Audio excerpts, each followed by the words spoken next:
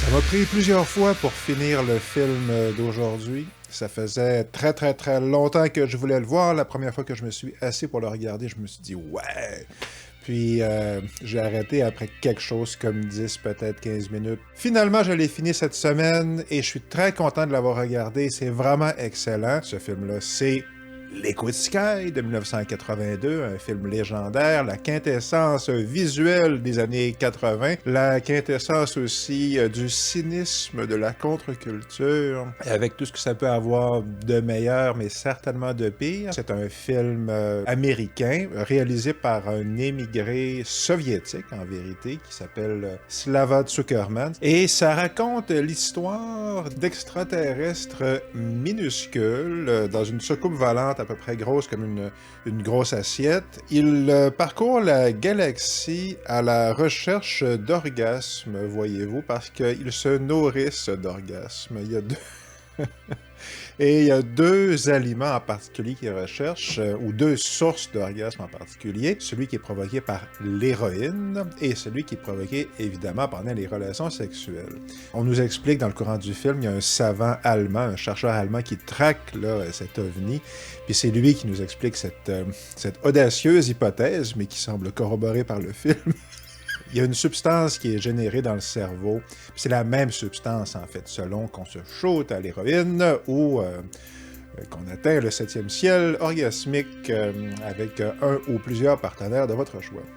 L'OVNI se pose au-dessus du penthouse de notre couple d'héroïnes, si on veut. C'est un couple de lesbiennes. On a Margaret, qui est une mannequin et une prostituée. Et on a, je pense que c'est Janet, sa copine, qui est la pusheuse d'héroïne. Margaret, elle est plutôt amatrice de cocaïne, mais Janet, elle vend de tout. Mais sa spécialité, c'est l'héroïne.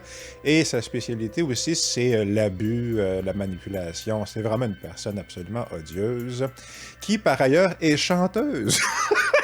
Chanteuse New Wave, dans le bar New Wave, où tout ce beau monde, les amis mannequins et journalistes de mode, les amis de Margaret, bref, tout ce beau monde, la fine fleur de la contre-culture new-yorkaise des années 80, une scène qui a vraiment existé. Là. J'ai connu très très bien une fille qui avait carrément connu cette scène-là à New York dans les années 80. Donc ça a vraiment existé, ce qu'on voit dans le film. Ben c'est ça, Margaret et Janet, compte tenu de la quantité astronomique, si j'ose dire, d'héroïne qui se consomme dans leur appartement, ben les Martiens se disent que c'est une bonne idée d'attendre patiemment que voilà, les orgasmes arrivent. Le seul problème, c'est que ça tue la personne quand ils s'en nourrissent.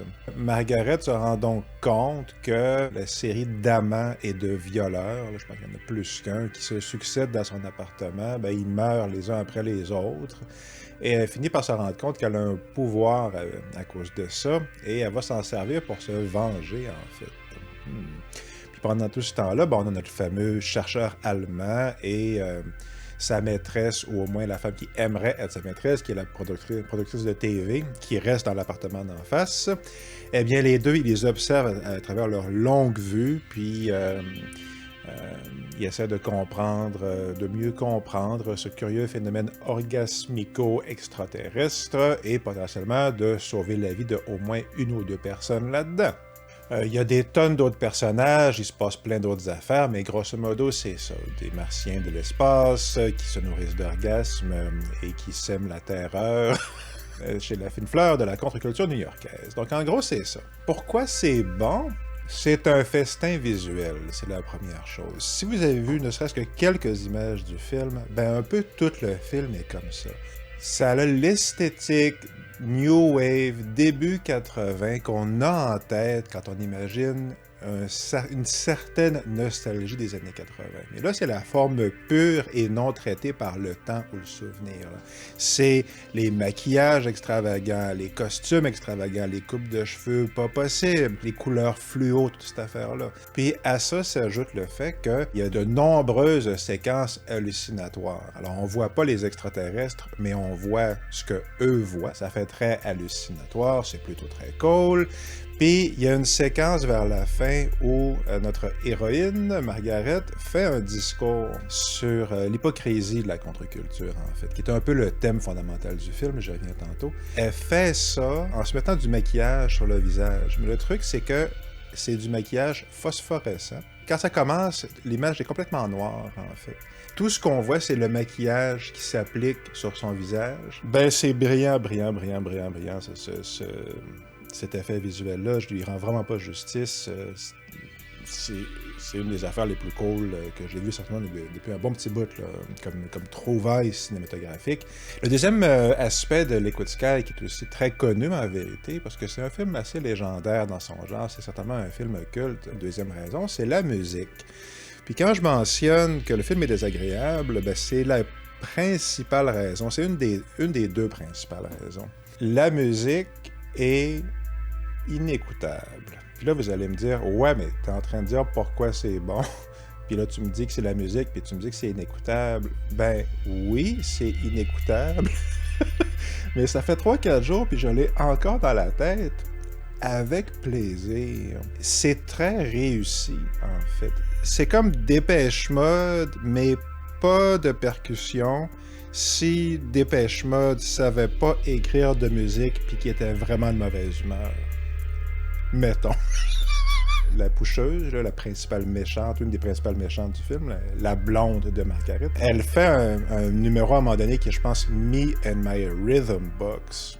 Une genre de pièce à la Laurie Anderson, là, du performance art de spoken word, là, en termes anglo-saxons. Ben, elle est captivante et en même temps atteint des sommets de prétention qu'on ne trouve que dans ce genre de milieu, en vérité. Si vous avez déjà été dans une fête contre-culturelle avec vos amis anarchistes, par exemple, quelque chose comme ça, j'en ai vu, moi, des prestations comme ça plus qu'une fois. Est-ce que j'ai déjà participé? Ça se pourrait même. Mais il y a un charme à cette musique-là. Puis, il y a une valeur artistique et cinématographique réelle parce que tout le film repose sur le contraste entre le charme de la contre-culture et l'absence totale de charme qu'il y a en dessous. Puis ça m'amène à mon troisième point. Donc, c'est ça, ce contraste entre les images super belles, puis la musique limite inécoutable, quoi qu'il y ait un charme, mais vraiment hyper agressante. Mais ce contraste-là, c'est un peu le contraste qui est le thème principal du film, d'un certain point de vue, qui est la contre-culture a de l'air super attirante, mais tout est basé sur le mensonge.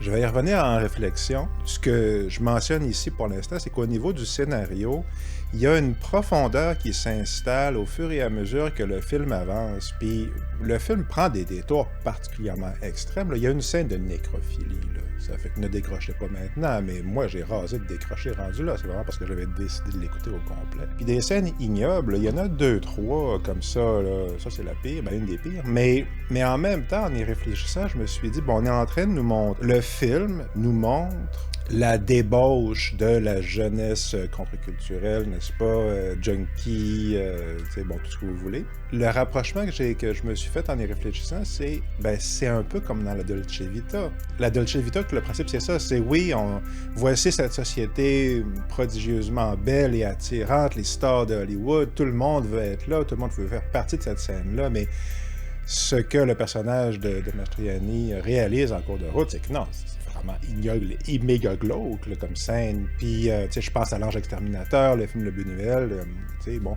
Fait que Liquid Sky, essentiellement, c'est la version new-yorkaise, junkie, androgyne, mannequin, prostituée, new wave de tout ça. C'est du même niveau artistique, c'est le même calibre de réflexion que, tu sais, Buñuel puis Fellini quand même, là, finalement, quand on y pense. Puis ce qui me fait dire que c'est le même calibre, entre autres, c'est la manière dont ça se déploie est pas mal plus subtile que les mentions de nécrophilie comme j'ai fait. Là. Je veux dire, je m'attendais pas aux directions que ça prend, puis je m'attendais pas à ce que ça soit aussi touchant, finalement, puis que ça soit aussi révélateur de ce que, par exemple, Margaret ressent. C'est ça, tout le discours qu'elle fait à ce moment-là, pendant qu'elle met son maquillage. il est vraiment très très fort, là. Puis c'est voici les rêves qu'on m'a dit d'avoir. Puis quand ça n'a pas marché, on m'a dit non, voici l'autre rêve qu'il faut que tu aies d'être actrice. À quel point finalement ce qu'elle raconte, c'est les rêves qu'on lui a vendus parce que tout le monde dans cette scène-là, ou énormément de monde dans cette scène-là, puis n'importe quelle scène contre-culturelle, ben c'est truffé de manipulateurs, puis de bandits, puis d'escrocs, puis tout ce que vous voulez. C'est pas exactement le scénario, mais encore une fois, ça donne une idée du niveau de, si on veut, de profondeur du film. Ben, Margaret, elle est jouée par, c'est ça, Anne Carlyle, qui a coécrit le scénario. Puis je m'en suis pas rendu compte en le regardant, mais son personnage, Margaret, elle a une némésis qui est un mannequin mâle, qui est junkie au dernier degré, qui est vraiment un être absolument odieux. Puis ce que j'avais pas réalisé, c'est que c'est aussi Anne Carlyle qui joue ce personnage-là. Puis c'est particulièrement sidérant parce qu'ils couchent ensemble à un moment donné. Tu sais, pendant une des scènes glauques du film vers la fin. Ben c'est ça. Anne Carlyle joue les deux personnages qui couchent ensemble pendant un party, là, grosso modo. Il y a une métaphore de quelque chose là-dedans, c'est certain, là. Bref, si vous regardez le film, si vous passez au travers, là, ça vaut la peine parce que c'est ça, il y a vraiment beaucoup de qualité, là. Principalement, c'est intelligent, c'est visuellement super beau, puis il y a une atmosphère musicale, on va dire, inégalable. Mais si vous la regardez au complet, vous allez voir, comme moi, je pense que, oui, il y a beaucoup de petits détails très bien trouvés, puis de touches profondes, c'est ça, c'est profond, c'est bien trouvé, c'est bien fait, puis c'est un film qui a vraiment une grande intelligence, puis j'apprécie toujours ça. Ce qui est intéressant dans Liquid Sky, c'est comment il met en scène la contre-culture, puis il commence par nous présenter son discours explicite. Puis après ça, il nous révèle ce qu'il y a derrière son discours explicite, ce qui est implicite. Fait que le film est vraiment intéressant là-dessus. Puis, ce qui est intéressant aussi dans ce qu'il montre de la contre-culture des années 80, dans ce qu'elle inclut, puis dans ce qu'elle exclut. Puis à travers tout ça, ce que ça révèle, en fait, ce que ça met en lumière, c'est à quel point la contre-culture est au moins autant au service du pouvoir que la culture contre laquelle elle prétend lutter ou s'opposer ou peu importe. À quel point les deux sont complètement complices en vérité. Je vais présenter ce que le film met de l'avant comme contenu contre-culturel. C'est quoi la contre-culture qui nous est présentée? Je vais faire ça rapidement.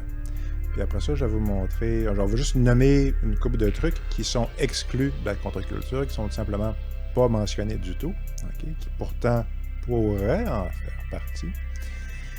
Puis on va comparer ça avec ce que le film met de l'avant, qui est le contenu réel de la contre-culture, c'est-à-dire qu'est-ce qu'elle fait réellement. Puis encore une fois, c'est une des grandes forces du film de montrer ça, à mon avis, là, de qu'est-ce que c'est la réalité de la contre-culture. Alors, rapidement, qu'est-ce qui fait partie de la contre-culture dans le film? La drogue, particulièrement les drogues dures. Il y a des gens qui fument du pot dans le film. Il y a particulièrement un personnage qui est un vieux hippie professeur d'université. Mais ce que le film met de l'avant aussi, c'est que la contre-culture des années 80, la culture qu'elle cherche à surmonter, la culture qui lui répugne essentiellement, c'est la culture des hippies en fait. Puis, oui, le film met de l'avant les barres branchées, la musique pour initier, la musique qu'il faut absolument faire partie de la gang pour aimer, essentiellement, que personne ne peut écouter pour le plaisir, ou à peu près. Ouais, les coupes de cheveux de la contre-culture, les vêtements de la contre-culture, le décor de la contre-culture, tout ça. Le film nous présente ça. Le film nous présente la prostitution comme étant une activité cohérente avec la contre-culture. Margaret, notre héroïne, est prostituée essentiellement. En tout cas, elle dit plus qu'une fois. Donc, j'ai présumé que dans l'histoire, ça en faisait partie. Une certaine forme de sexualité débauchée, mais sans joie. Je dirais que c'est la forme de sexualité qu'on voit à l'œuvre en général dans le film. C'est quoi? Il y a des genres de parties puis d'orgies, là, mais c'est plus glauque et malsain et mal intentionné que basé sur le plaisir, là.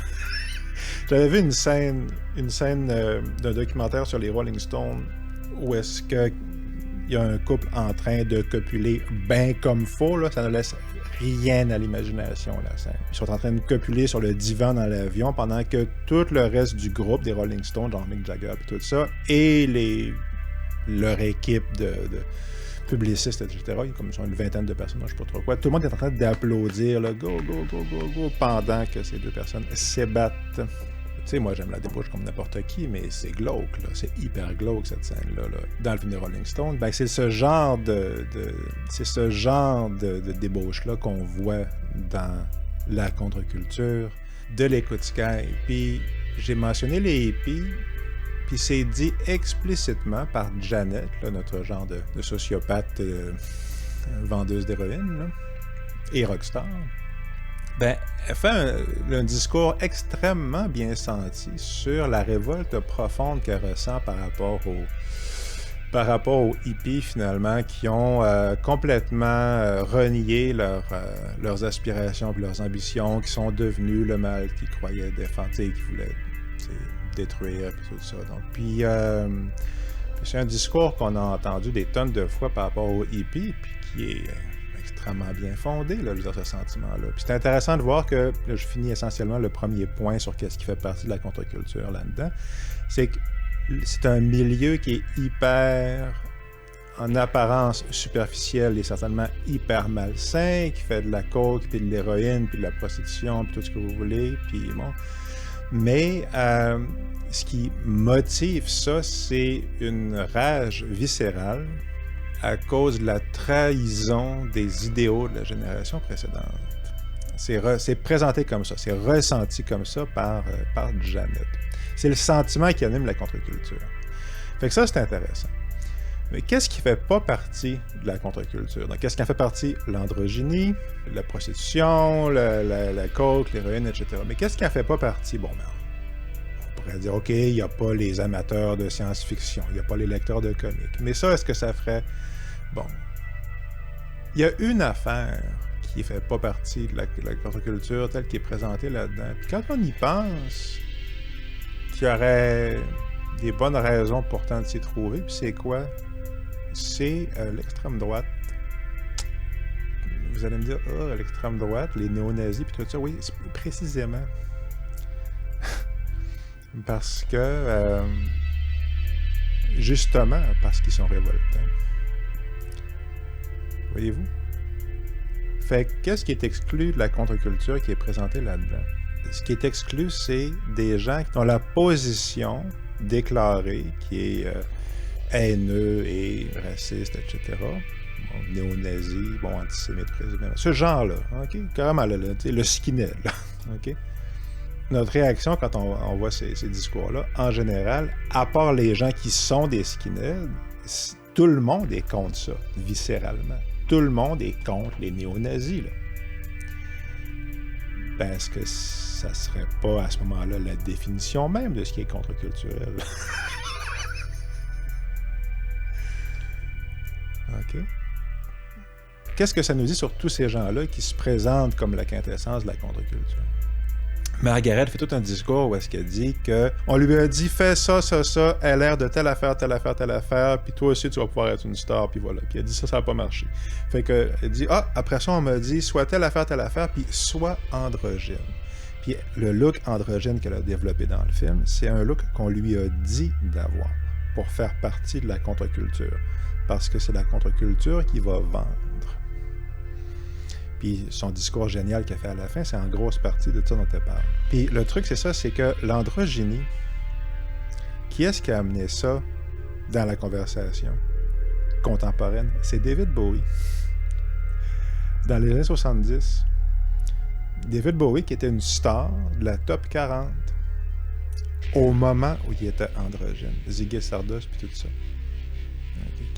Qui a fait fortune et carrière à cette époque-là, dans les années 70, comme personnage androgyne, comme incarnation de l'androgynie, qui a rendu ça populaire, mainstream, essentiellement.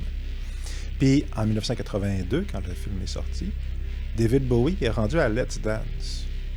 Okay? Ça fait qu'il a rangé complètement le personnage de Ziggy Stardust, il a rangé complètement l'androgynie, il a fait les albums à Berlin, mes albums préférés, Low P Heroes puis tout ça, de Bowie.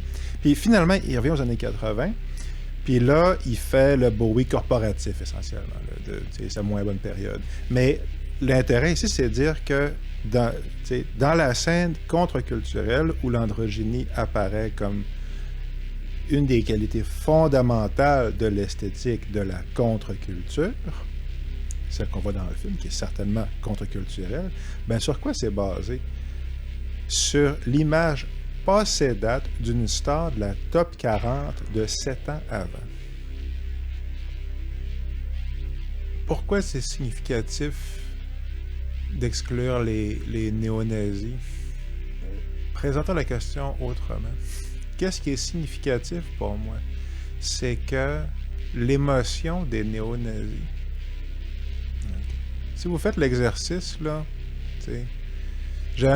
si vous écoutez un néo-nazi parler, je sais que c'est pas très aguichant comme proposition, là, mais j'ai connu quelqu'un, j'ai un ami qui a eu une conversation avec un ex-néo-nazi. Un gars qui avait des tatous de croix gammée, là. Okay. Puis c'est genre 10 ans, 20 ans après. Mon ami voulait savoir pourquoi il avait fait ça. T'sais, est-ce que tu haïssais vraiment les Noirs ou je sais pas trop qui? Puis la réponse du gars, en gros, c'était « J'étais tellement en colère que j'avais juste besoin de fesser quelqu'un. » Puis en gros, c'est ça. Puis si tu as ce niveau-là de colère puis de rage profonde dans cette culture-ci, OK?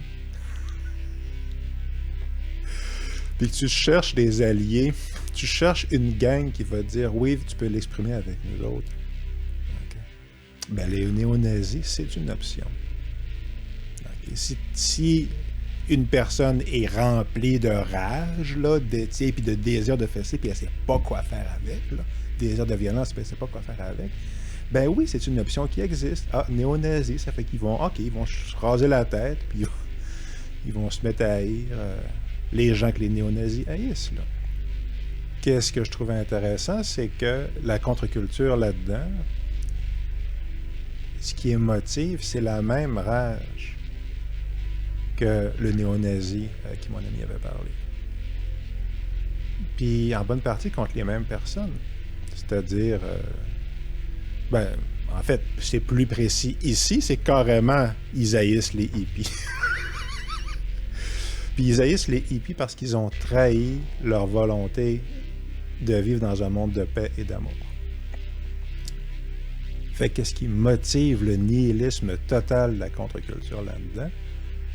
C'est la rage face à la trahison de ne pas avoir créé un monde de paix et d'amour.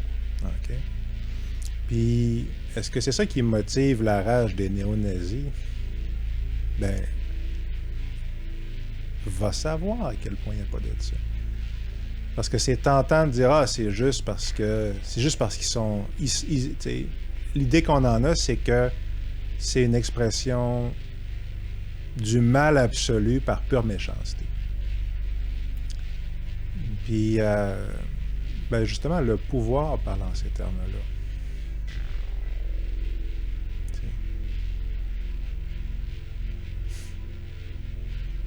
Si c'est une haine et une rage profonde qui motivent les choix des néo-nazis de devenir néo-nazis, et que c'est une rage et une haine profonde qui motivent la contre-culture dans le film, bien, premièrement, à quel point est-ce qu'on est certain que c'est pas exactement la même rage puis la même haine? Pourquoi est-ce qu'il y en a une qui est plus maléfique que l'autre? C'est parce qu'elle a choisi tel moyen de s'exprimer. Est-ce qu'il n'est pas possible que, fondamentalement, ça soit plus ou moins exactement la même émotion? Puis que ça soit peut-être juste deux expressions différentes de la même blessure collective sociale, là, la même mal-être sociale. Bon. Puis qu'est-ce que ça dit sur... Pourquoi est-ce que je pense que c'est important qu'il n'y ait pas les néo-nazis dans le film? C'est pas parce que je les trouve cool, là, évidemment. C'est odieux, là. OK? Mais nos junkies contre-culturels androgynes dans le film, ils sont présentés comme étant cool. Ils sont présentés comme du monde que tu veux être. Puis le film nous démontre que c'est un mensonge. Le film nous démontre à quel point, finalement, puis encore une fois, c'est ça, le thème du film, finalement, c'est comment la soi-disant contre-culture manipule le sentiment de révolte de la jeunesse en leur vendant des symboles contre-culturels pour prendre leur cash puis leur bonne volonté. Puis pour les manipuler pour coucher avec, là. T'sais. Ce qu'il y a de plus glauque puis de plus bassement pas cool. OK. C'est ça. Puis aller voir la contre-culture des années 60. Qu'est-ce que le monde en disait? C'était assez proche de ça, finalement. Écoutez les tunes de Bob Dylan, est-ce qu'il parle de ça, like Rolling Stone, dans The Lie Me, le film de Soderbergh, je pense, là, avec Terence Stamp et tout ça. The Lie Me parle de ça. Okay. La contre-culture que nous, on connaît, celle qui existe depuis les années certainement 60, ben, en bonne partie, c'est complètement un produit culturel de la culture mainstream. Et la trouvaille que la culture mainstream a trouvée pour récupérer l'énergie de révolte, pour te vendre la révolte, comme on vend les t-shirts de Che Guevara. Mais pour récupérer ça à des fins qui sont complètement aux fins de l'ordre établi, je voudrais dire. Fait qu'évidemment, la solution, c'est pas de rejoindre les néo-nazis. Le point, c'est pas ça. Le point, c'est que c'est la même arnaque. C'est complètement la même arnaque. Puis allez voir toutes les propositions de révolte qui nous sont faites présentement, à gauche, à droite, au centre, n'importe. La piste de réflexion serait... où sont les points de comparaison? S'il y a une autre voie, c'est quoi vraiment? Comment est-ce qu'on la trouve? J'oserais dire que peut-être justement qu'en regardant à quel point les alternatives qui nous sont présentées font partie de l'histoire collective dominante, ben que c'est ça, si on arrive à voir ça, ben peut-être que ça peut nous aider. C'est ce que les wokistes prétendent qu'ils font. Puis moi, je mets de l'avant qu'ils pensent qu'ils font ça, mais c'est pas ça qu'ils font. Ils sont plus comme la contre-culture dans le film. C'est ce que moi, je pense qu'ils font. Fait que voilà. Donc, sur ces belles paroles, c'est ça, la piste de réflexion pour le film, c'est ça. J'ai lancé un GoFundMe parce que j'ai décidé d'écrire un bouquin que j'ai l'intention d'appeler Trame narrative, avec comme sous-titre un bouquin de non-fiction, Trame narrative, vos histoires inconscientes et comment vous en libérer. C'est basé en bonne partie sur les réflexions que j'ai sur la chaîne ici. Puis l'intention du bouquin, c'est d'être une version, entre guillemets, grand public, des grandes lignes de ce que je présente. Grosso modo, on se raconte des histoires inconscientes. Puis pourquoi est-ce que ça fonctionne? Pourquoi est-ce qu'on se fait prendre au piège dans ces histoires-là? Puis comment est-ce que tout ça est basé sur notre physiologie, notre corps physique, puis particulièrement notre appareil de gestion des traumatismes. Parce que fondamentalement, l'idée, c'est que on croit ces histoires-là à une énorme partie parce qu'on est hyper traumatisé. Puis tout ça, c'est la gestion de notre traumatisme collectif. J'ai écrit ce livre-là, bon, en partie pour payer mes comptes, évidemment, mais j'ai écrit ce livre-là parce que je pense qu'il y a un outil de guérison là-dedans. Puis c'est parce que c'est des outils que moi, j'ai mis en place pour m'aider, moi, à guérir dans ma vie à moi. Parce que moi, j'ai été prisonnier des longues années, des histoires inconscientes que moi, je me racontais. Puis les outils que je mets de l'avant ici, c'est les outils que moi, j'ai mis en place pour, moi, être prisonnier de ces histoires-là. Pour moi, tourner en rond. Mon espoir, c'est que ça va être utile pour d'autres mondes que moi. Puis je l'avoue, mon espoir, c'est que ça va être bon. J'ai l'espoir que ça soit bon. Collectivement, que ça fasse partie du travail de guérison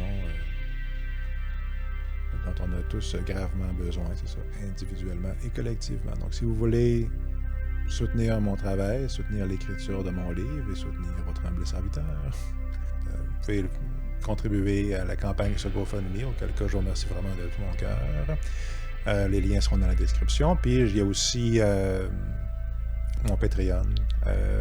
Les liens dans la description. Il y a encore, pour l'instant, à peu près pas de contenu, mais je suis en train de le planifier là, dans les prochaines semaines. Il devrait commencer à en avoir pas mal plus.